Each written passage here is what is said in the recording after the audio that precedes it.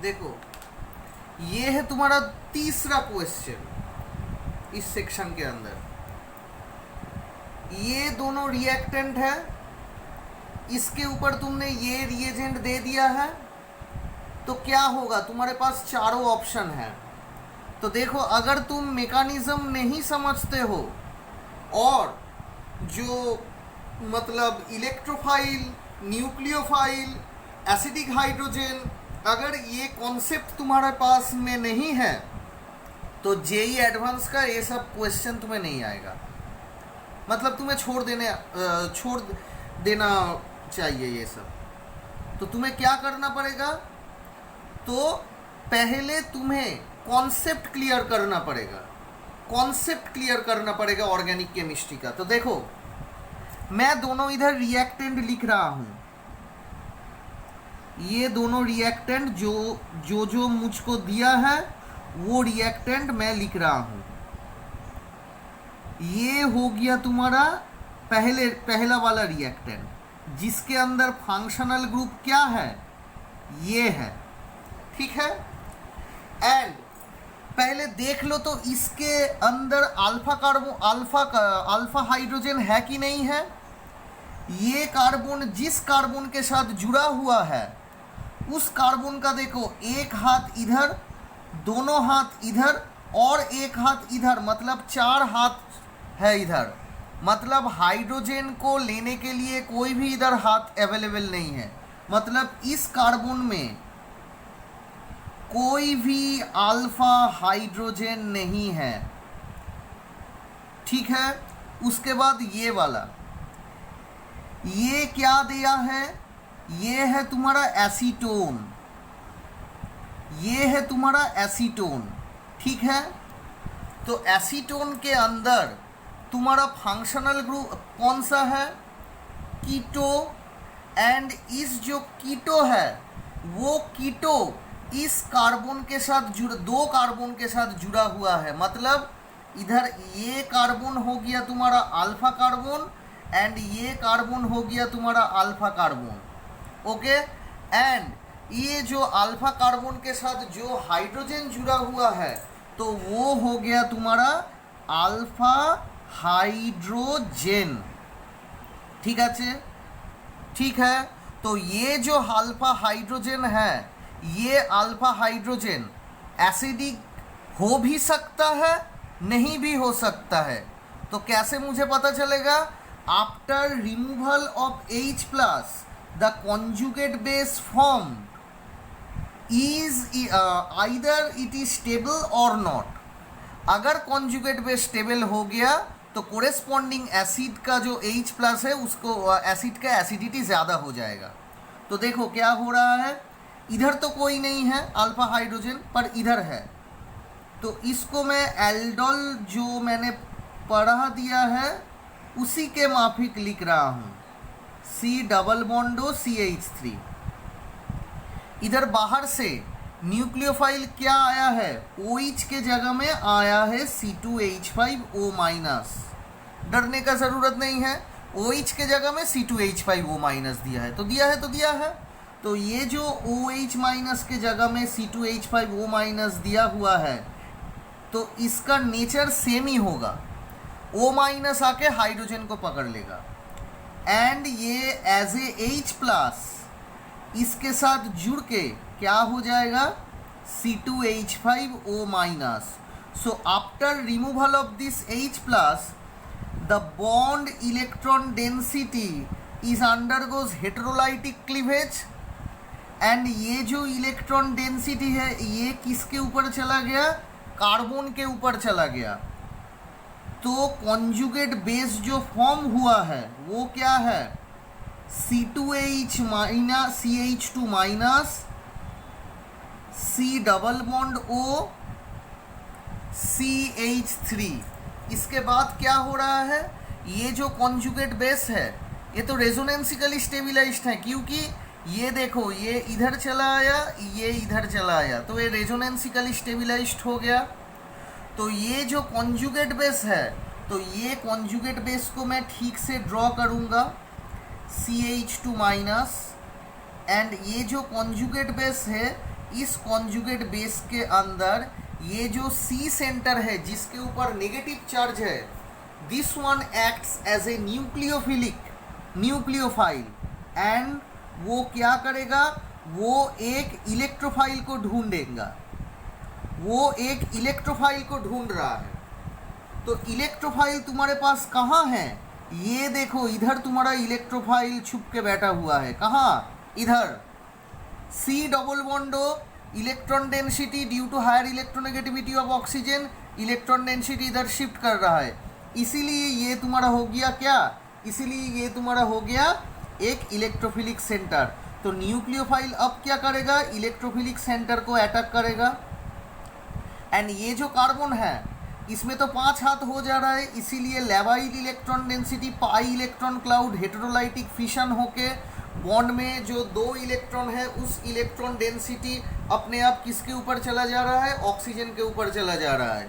तो क्या होगा प्रोडक्ट, ये जो था आ गया तुम्हारा, ये क्या है C, ये हो गया तुम्हारा O-। अब इसके अंदर एक हाइड्रोजन है, देन इधर CH2 है, देन इधर C डबल बॉन्ड O है और CH3 है, ठीक है। अब एल्डोल में क्या आता था, एल्डोल में पानी आता था H2O, पर इधर पानी नहीं आएगा, इधर है C2H5OH, पहले वाला स्टेप में जो निकल गया था वो आएगा। तो उससे क्या होता है, मेन रिएजेंट क्या है C2H5O-, तो उसको तो वापस देना पड़ेगा, इसीलिए O- इस हाइड्रोजन को ले लिया एज H+, तो ये हो गया तुम्हारा OH। एंड ये जो ऑक्सीजन एंड हाइड्रोजन के अंदर जो बॉन्ड है उस बॉन्ड का इलेक्ट्रॉन डेंसिटी ऑक्सीजन के ऊपर चला आया। तो अब देखो क्या हो गया, अब देखो ये एक, इसका मतलब क्या है, एक तुम्हारा कॉम्प्लेक्स एग्जाम्पल है किसका, एल्डोल कंडेंसेशन का। मतलब एल्डोल कंडेंसेशन तुम ऐसे ही पढ़ सकते हो, पर अगर तुम्हें मैकेनिज्म नहीं आए तो ये वाला नहीं होगा तुम्हारे से। तो ये देखो तुम्हारे पास ये आ गया तुम्हारा CH, इसको मैं हाइड्रोजन नीचे करके लिख रहा हूँ, ये हो गया तुम्हारा C डबल बॉन्डो, ये हो गया तुम्हारा CH3। अब देखो ये तुम्हारा फंक्शनल ग्रुप है, ये तुम्हारा अल्फा कार्बन है और ये तुम्हारा बीटा कार्बन है। तो क्या होता है, ये जो अल्फा बीटा कार्बन है, अगर दोनों कार्बन में, एक कार्बन में हाइड्रोजन और एक कार्बन में OH एंटी पोजीशन में रहा तो क्या होगा, पानी निकल जाएगा। कैसे ना, एलिमिनेशन होके। तो देखो ये H एज H+ निकल गया, बॉन्ड का इलेक्ट्रॉन डेंसिटी हेटेरोलाइटिक फिशन होके इधर चला आया। तो ये क्या होगा, ये जो बॉन्ड का इलेक्ट्रॉन डेंसिटी है कार्बन के कंपेयर में ऑक्सीजन का इलेक्ट्रोनेगेटिविटी ज़्यादा है, इसीलिए हेटेरोलाइटिक फिशन होके ये तुम्हारा निकल गया कैसे, एज ए OH-। ठीक है। तो क्या हो गया, अल्टीमेट जो प्रोडक्ट हो गया वो है alpha beta unsaturated, alpha beta unsaturated CH double bond CH C double बॉन्डो CH3। ठीक है। तो कौन सा वाला ऑप्शन तुम्हारा करेक्ट हुआ, देखो इसको मैं कैसे लिख सकता हूँ, ऐसे, ये CH, उसके बाद डबल बॉन्ड, देन ये CH, देन ये कार्बन, ऑक्सीजन O, एंड ये हो गया तुम्हारा मिथाइल ग्रुप। तो ये वाला कौन सा वाला है, देखो जो 2 नंबर है वो 2 नंबर ऑप्शन तुम्हारा करेक्ट आया है। ठीक है। तो इसके साथ मैं क्या कह सकता हूँ, 2 नंबर ऑप्शन तुम्हारा करेक्ट है। नेक्स्ट प्रॉब्लम में चलो।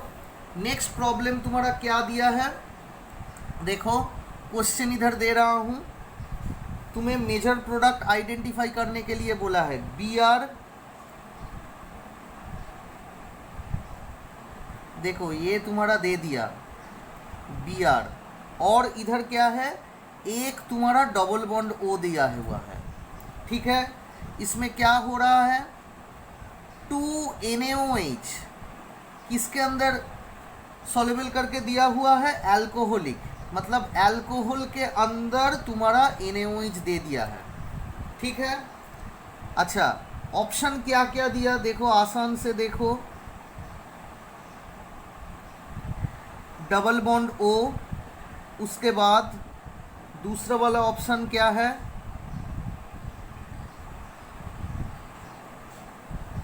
मतलब 1 2 3 4 5 6 7, 1 2 3 4 5 6 7, 7 कार्बन का एक रिंग है, ऊपर दे दिया तुम्हारा ऑक्सीजन।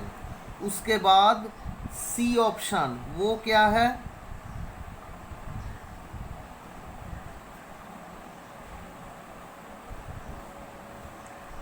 ये है। एंड डी कौन सा वाला है,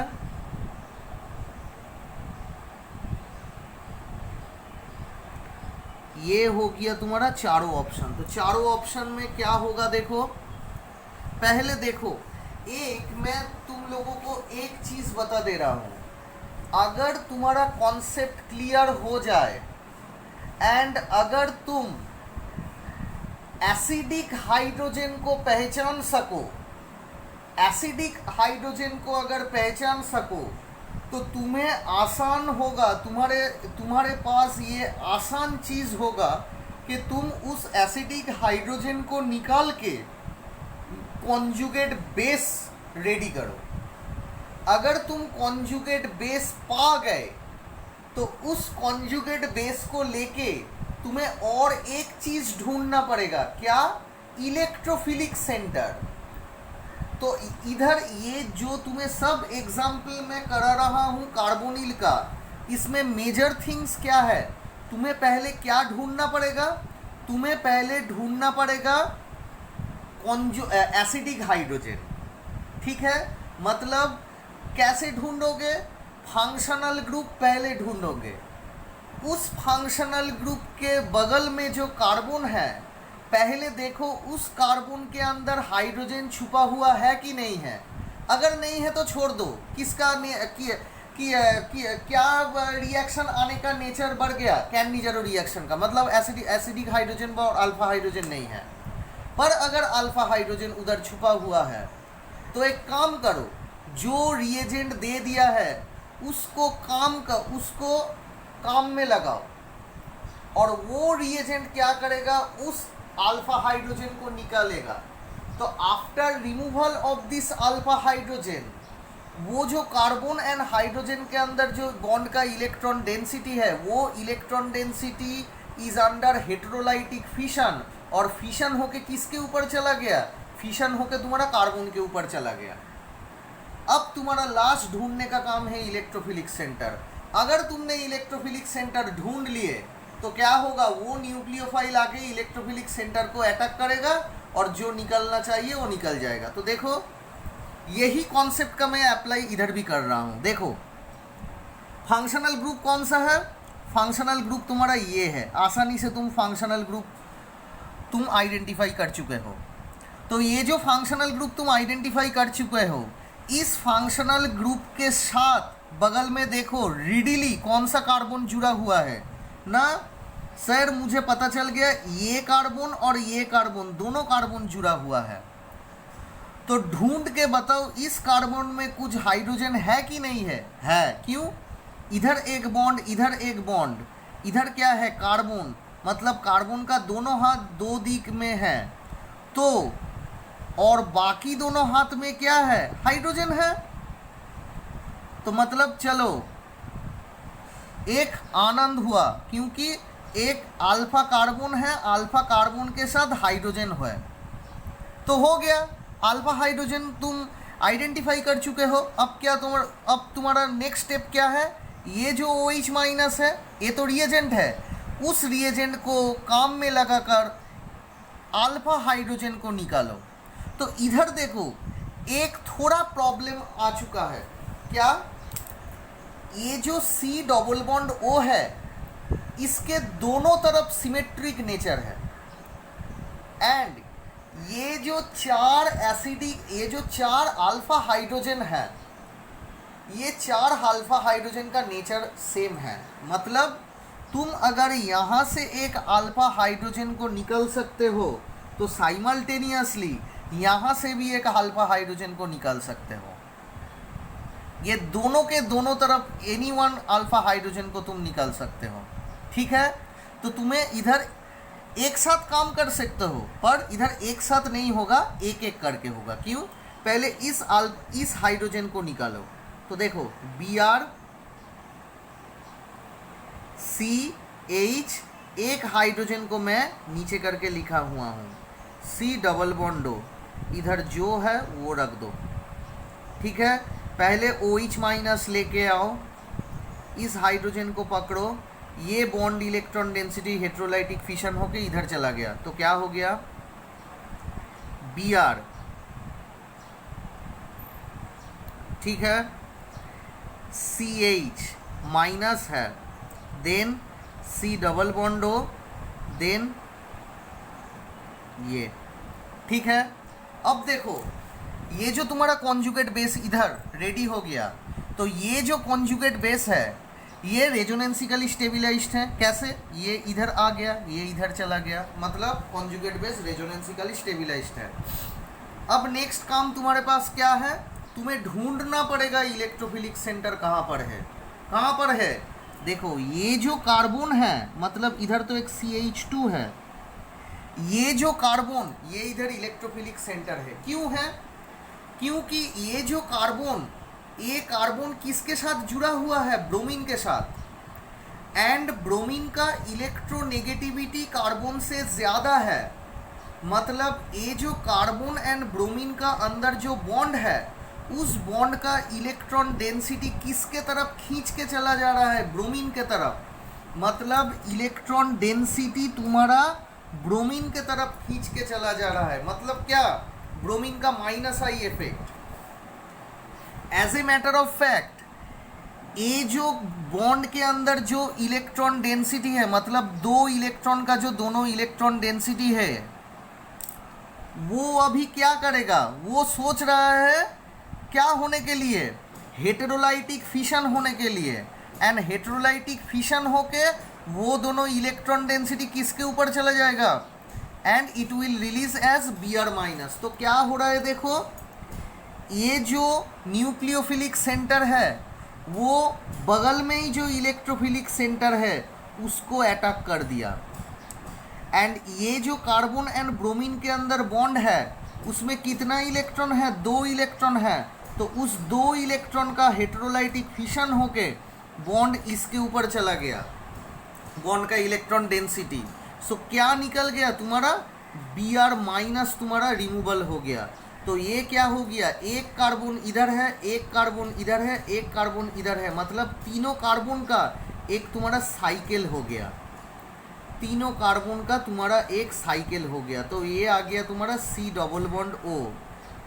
अब ये जो तुम्हारा दूसरा एक बगल में जो ये है,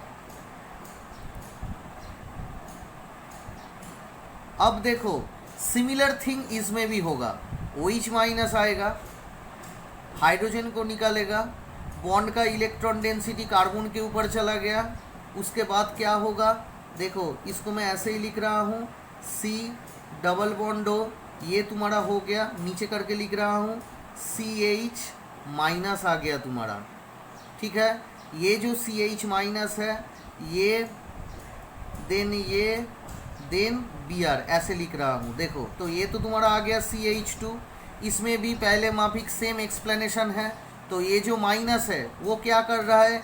ये तुम्हारा इस इलेक्ट्रोफिलिक सेंटर को अटैक कर रहा है पीछे से, और ये जो ब्रोमीन है वो एज ए Br माइनस तुम्हारा निकल गया। तो अल्टीमेट तुम्हारा फाइनल प्रोडक्ट क्या हो गया? अल्टीमेट तुम्हारा फाइनल प्रोडक्ट हो गया, इधर एक तीनों कार्बन का रिंग है, उसके बाद C डबल बॉन्ड O है, इसके बाद इधर भी एक तीनों कार्बन का रिंग है। तो दोनों तरफ से तुम्हारा क्या रिलीज हुआ? दोनों तरफ से तुम्हारा 2 Br माइनस रिलीज हुआ। तो वो जो 2 Br माइनस क्या होगा? ये दोनों 2 Na+ के साथ रिएक्ट करके, क्योंकि इधर तो एज ए H2O तो ये निकल गया, ये जो दोनों OH माइनस NaOH से आया है वो दोनों OH माइनस H2O फॉर्म करके निकल चुका है। तो दोनों OH माइनस जो NaOH से आया था वो दोनों H2O करके निकल चुका है। तो दो Na प्लस इधर फ्री है, तो वो दोनों Na प्लस दो Br माइनस के साथ रिएक्ट होके क्या हो जाएगा, 2NaBr हो जाएगा। ठीक है, तो ये हो गया तुम्हारा ये वाला एग्जाम्पल। अब देखो मैं नेक्स्ट स्लाइड में जाता हूँ।